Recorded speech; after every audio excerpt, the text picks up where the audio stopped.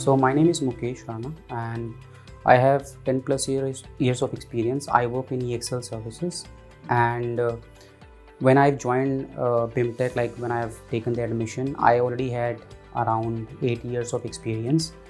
And even being 8 years of experience, why did I choose BIMTECH? Because I think I found their curriculum. I went through, obviously you do R&D before you join any uh, you know institute. So I did the research and I found that their curriculum is really advanced and it's really interesting and there are a lot of things to learn, and I chose BIMTECH over other institute, and this is where I started learning during the online sessions. They speak out from their domain and all, and that has helped us to learn as a student as well. We are able to because some of us are from supply chain, some of us are from IT, some of us are from finance, so we are able to relate to that relevant topic, and that that is really helping in terms of it is telling us the detail that BIMTECH thinks as a program coordinator maybe, or as a program overall. They think how detail oriented they are in terms of education. So